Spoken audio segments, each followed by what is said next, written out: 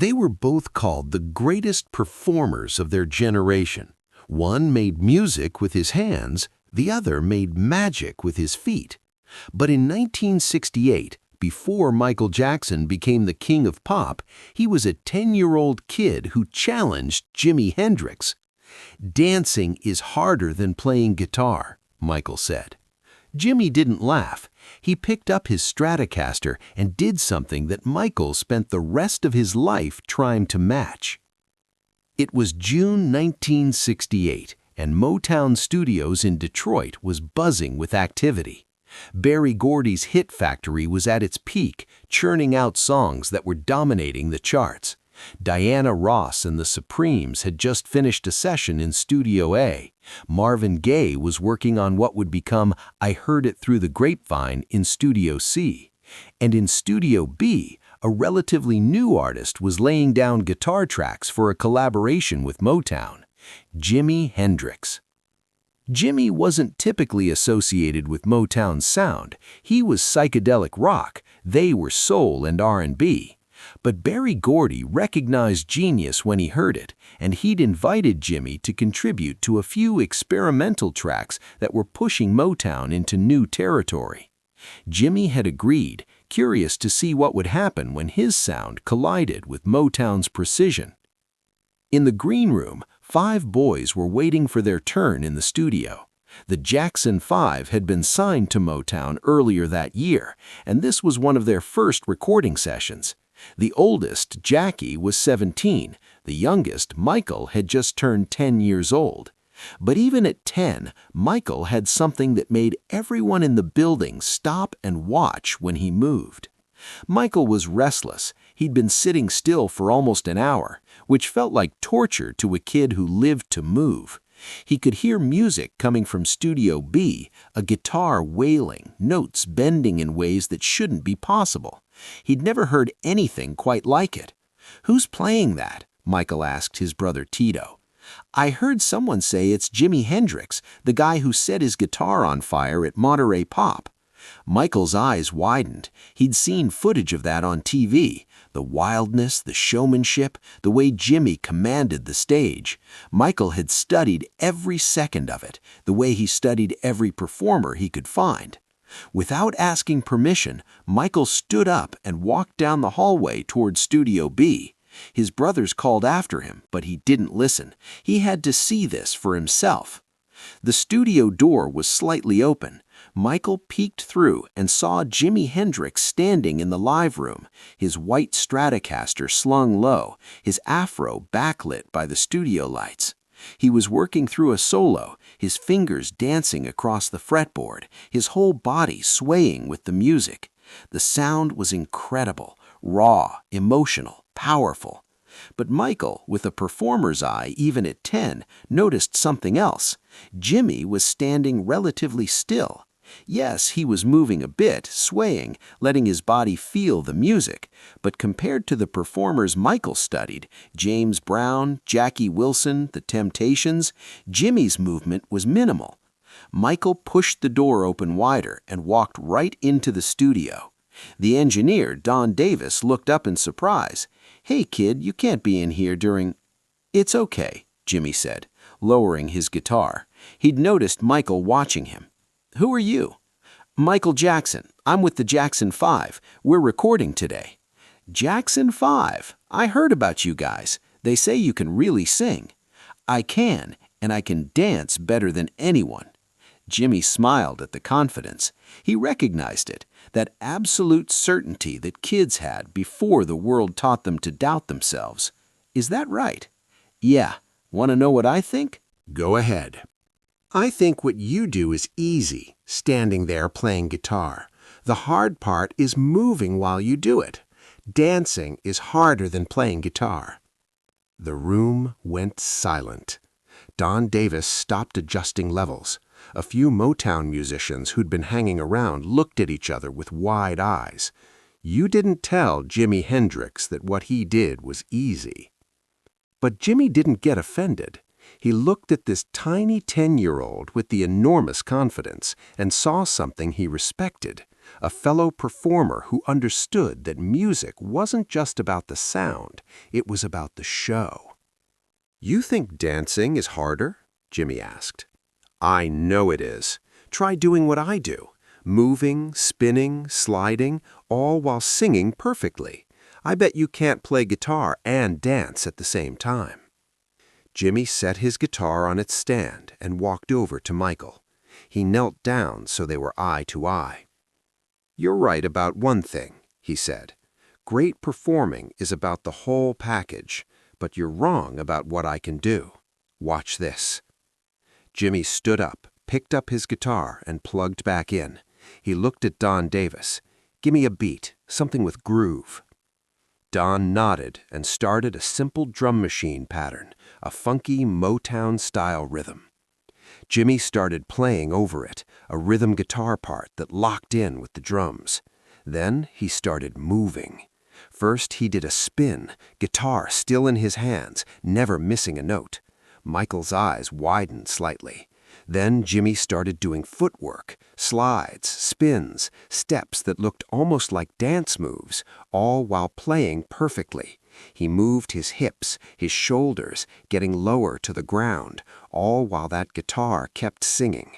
Michael watched transfixed as Jimi took the guitar behind his back, still playing, while doing a turn that would have impressed any dancer. Then Jimi did something that made Michael gasp. He dropped into a split, guitar across his lap, still playing that groove perfectly. When Jimi came back up, he wasn't done. He played the guitar with his teeth, his hands free to gesture and move. He spun the guitar around his body like it was on a string. He played it over his head, behind his back, between his legs, and through it all, the music never stopped, never faltered.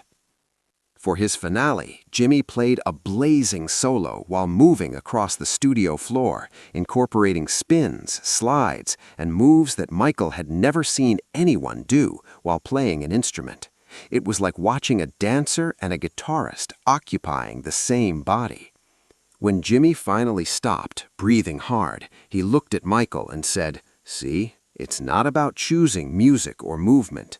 Great performers do both." Michael stood there, his mouth hanging open. His entire understanding of performance had just been reorganized. He'd thought music and dance were separate things, that musicians stood still and dancers moved. But Jimi had just shown him that the greatest performers erased that boundary. "How did you learn to do that?" Michael asked quietly. Jimi sat down on a studio chair, cradling his guitar. "I watched everyone.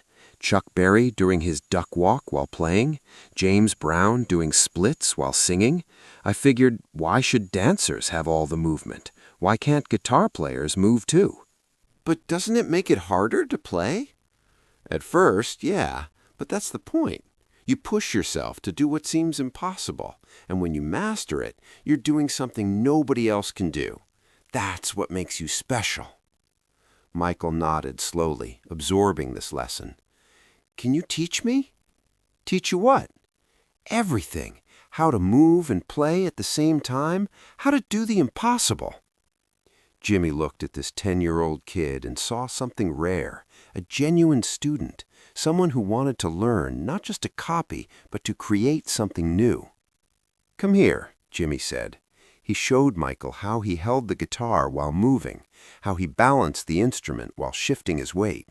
He demonstrated how you could use movement to enhance the music, not distract from it, how every gesture should serve the performance. "The mistake people make," Jimi said, "is thinking that movement is separate from music, but movement is music.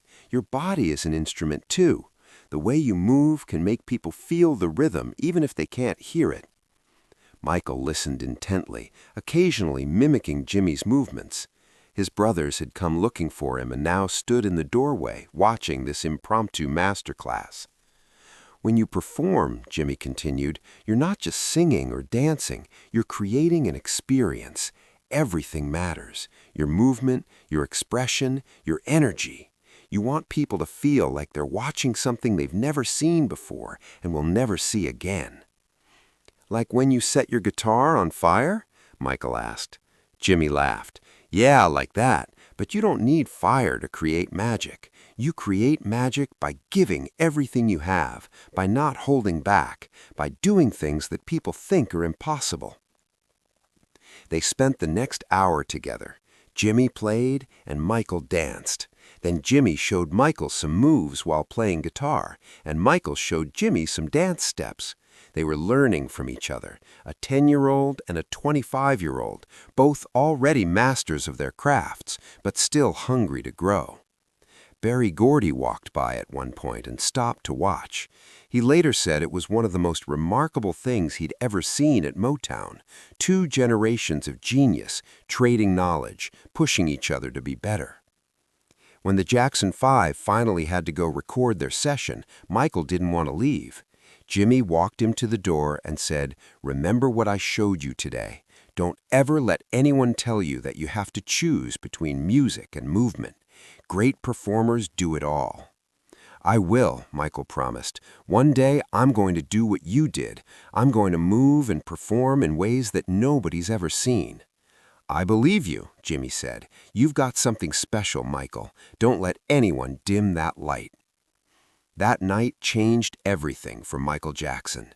The Jackson 5 went on to become huge, but Michael was always pushing for more performance, more movement, more spectacle.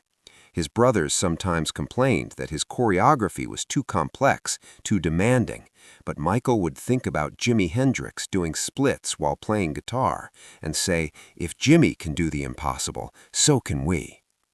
2 years later, in 1970, Jimi Hendrix died.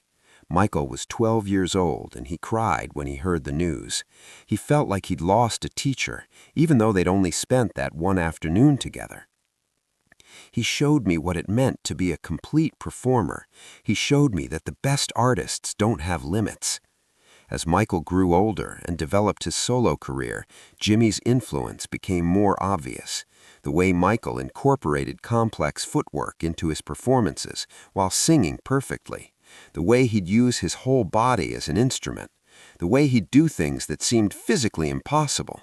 The moonwalk, the anti-gravity lean, the spins, all while maintaining vocal perfection. In a 1983 interview, Michael talked about meeting Jimmy without naming him at first.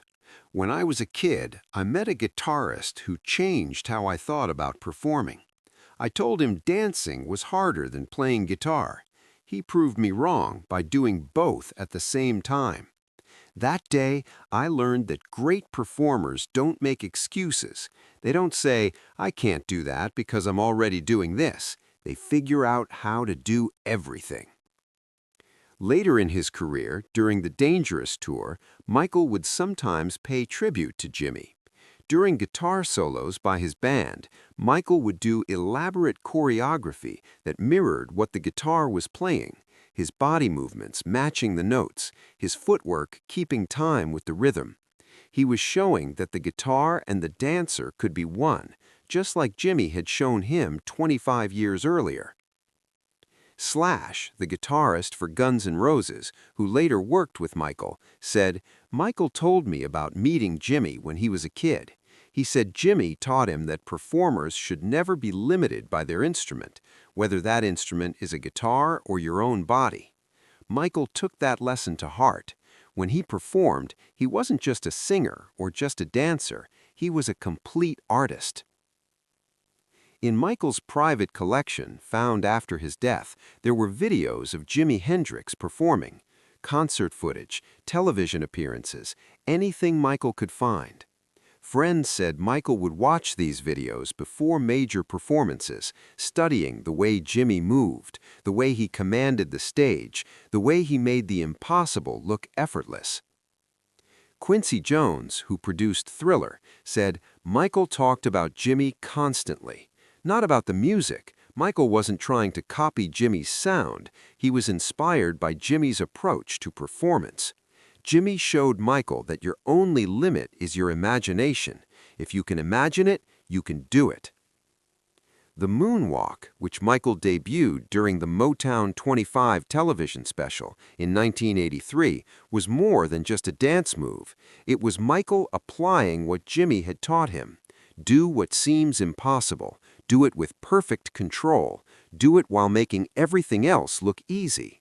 Michael was singing live, doing complex choreography, and unveiling a move that defied physics, all at the same time. "That's what Jimi taught me," Michael said after that performance.